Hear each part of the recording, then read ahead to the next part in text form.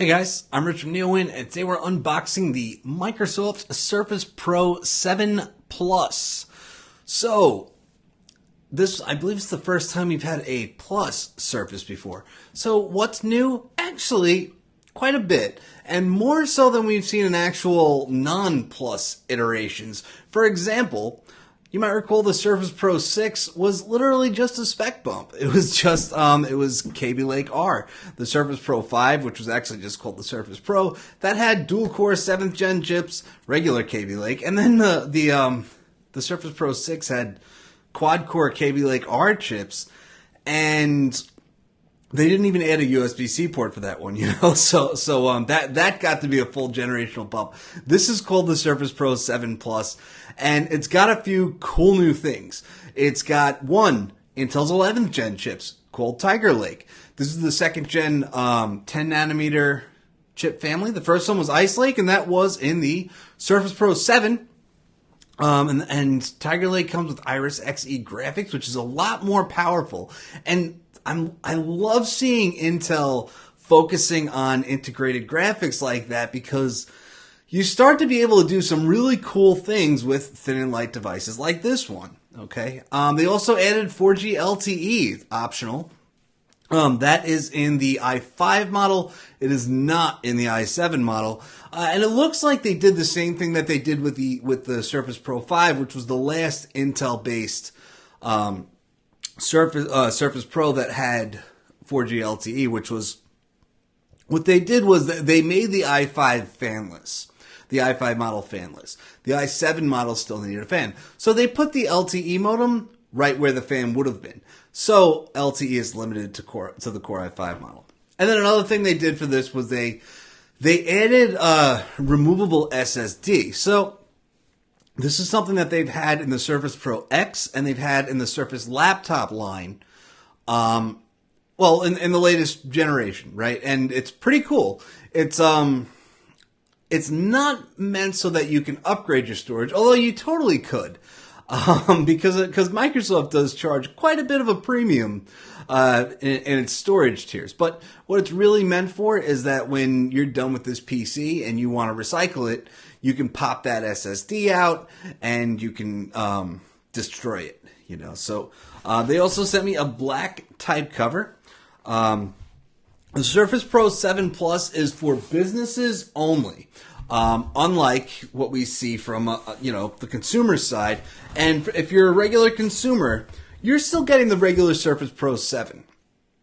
Okay, so that means if you want a new Surface Pro as a consumer, you still get Iris Plus graphics, Ice Lake processors. The removable SSD is not something you care about as much as a consumer.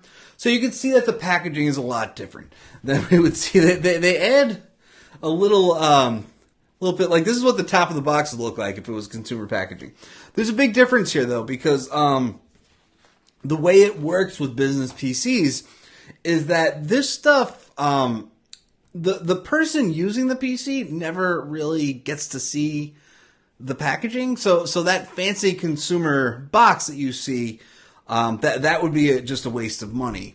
So, and also the other thing that's good about these regular cardboard boxes is that they can be stacked nice and easily on racks and, IT, closets or wherever they put stuff. Let's see what else is in here. Some other Surface Pro stuff, some paperwork.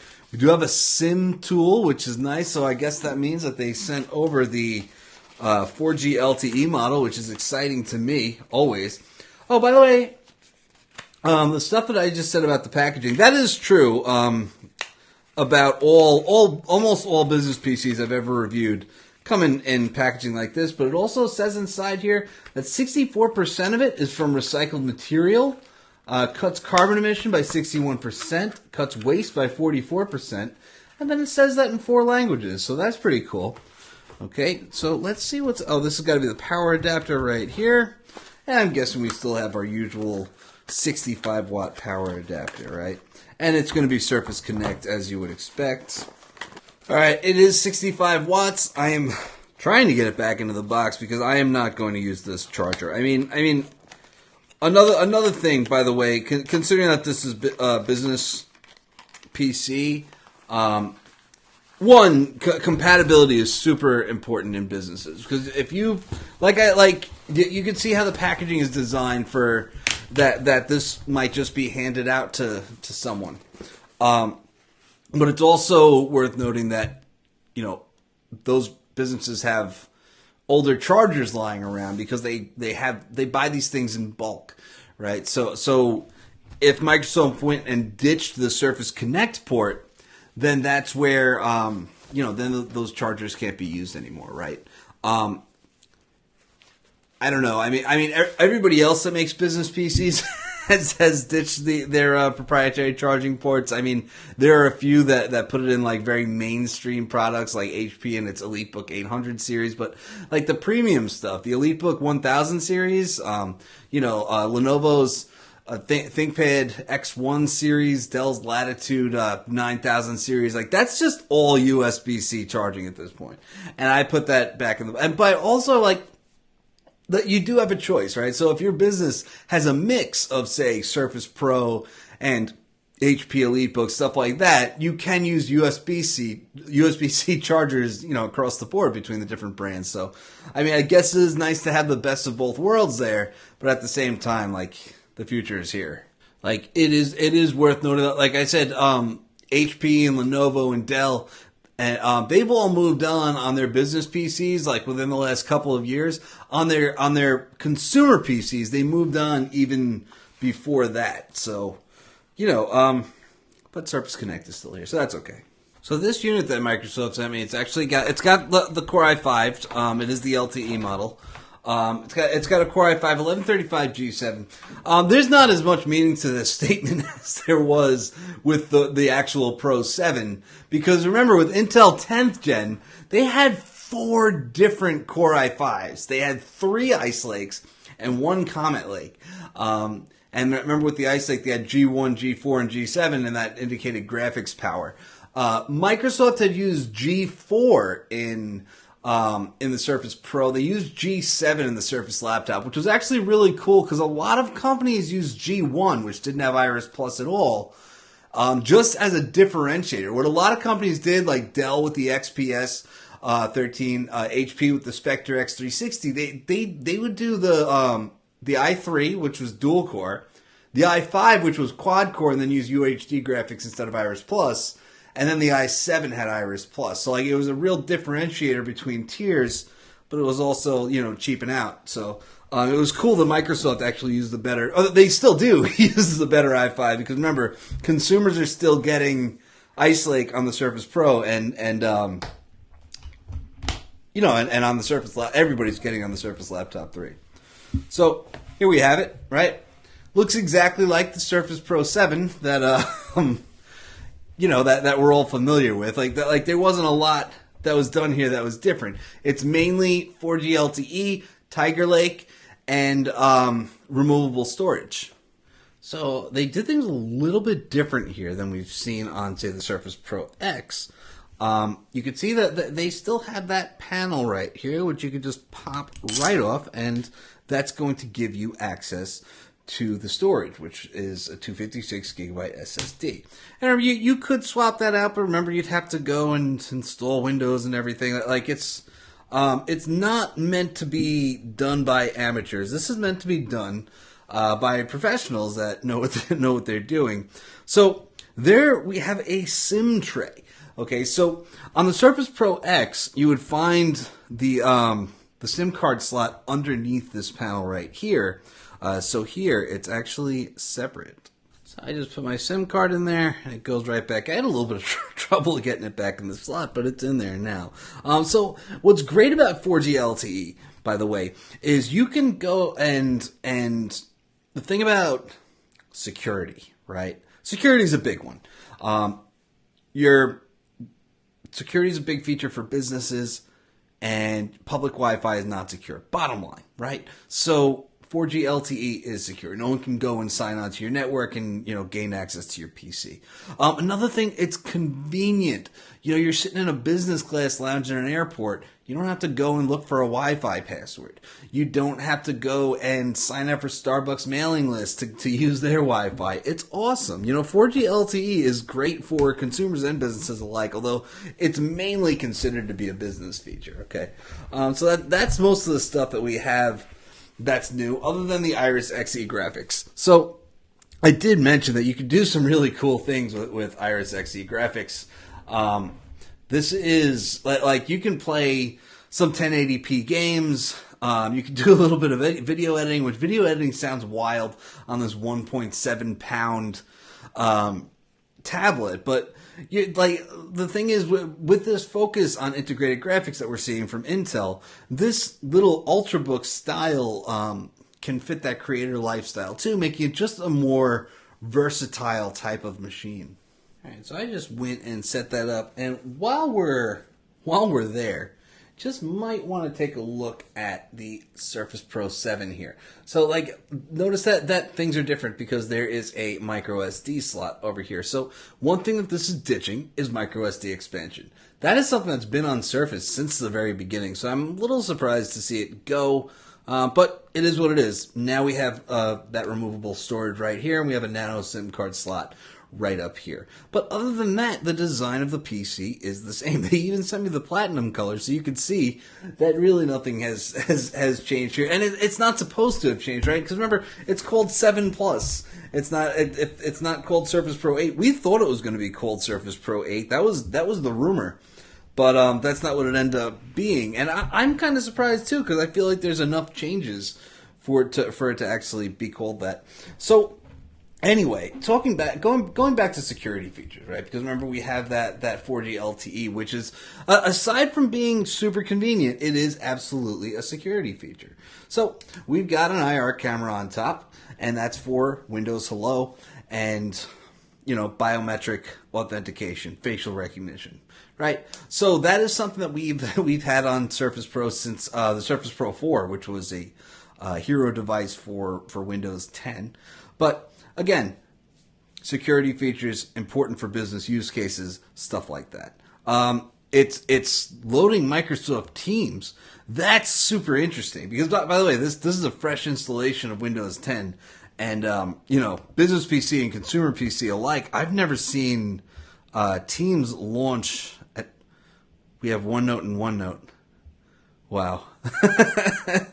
I'm guessing one of them needs to be updated to OneNote for Windows 10, but they change around OneNote a lot, and that's not the scope of this video. So, so that's the Surface Pro 7. We can take a look at the ports on the sides.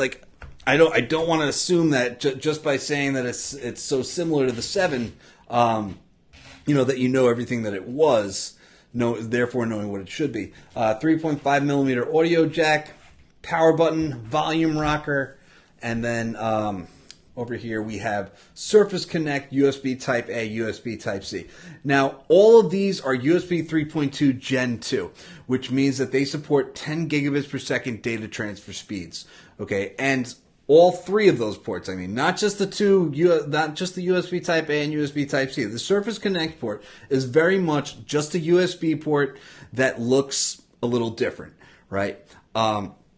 So yeah, no Thunderbolt here, which is a shame because I've been doing this piece about Intel Evo PCs, and man, Thunderbolt can be a lot of fun. You can plug in an external GPU and dual 4K monitors, and suddenly you have this tiny little thin and light PC that you could turn into a gaming PC / video editing rig with just a few peripherals and plug it into a couple ports. But I wonder if that's coming with the Pro 8.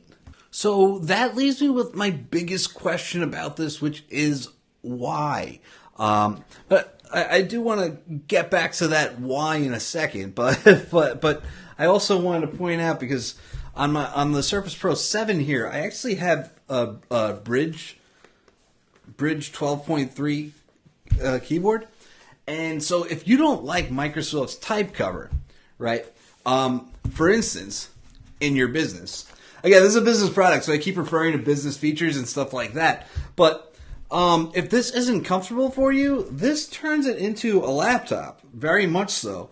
And now you actually have that proper hinge that you get from a laptop, and that's all you need to do is you stick it in these little rubber clamps. It's a Bluetooth keyboard, and it's really cool. BridgeMate, it's designed for Surface, so it's a cool product. Bridge sent me these to test out. I have one for the Go, one for the Pro 7, and one for the Pro X, and they're awesome. So yeah, anyway, that's the Pro 7 Plus. Now, like I said, I wonder why is it called the Pro 7 Plus and not the Pro 8? We all thought it was going to be called the Pro 8. And, I remember when the Pro 5 launched, and they just called it the Pro, and, no more version numbers. It's just going to be like this evergreen product that they refresh, and makes sense. It's what everyone else does, right? It's a HP Spectre X360, not HP Spectre X364. You know what I'm saying? Dell XPS 13, not Dell XPS 13.7. Stuff like that. Like people aren't numbering PCs. The MacBook Air, not the MacBook Air 8. But then the Surface Pro 6 came around, and they said, well, we talked to customers, and we decided that it's easier for them to know which one they have if we just number them. And all right, fair enough. It's a pre-built configuration. You're not going to be modifying things. So, like you're not going to be swapping out, well, now you can swap out storage, but whatever. Anyway, so they brought back version numbers with the 6, and they did the 7, now the 7 Plus. And it's like, I look at some of the features of the 7 Plus because this is a more significant upgrade than the 6 was in a number of ways. And I wonder if there's a Surface Pro 8 coming sooner rather than later, and it makes me think about what that Surface Pro 8 might mean and why they would do this now with a proper refresh coming. Remember, there was a rumor like 3 years ago maybe that there was a proper Surface Pro redesign coming. They haven't changed much about the design at all since the 4, and very little with the 4. The screen's a little bit bigger.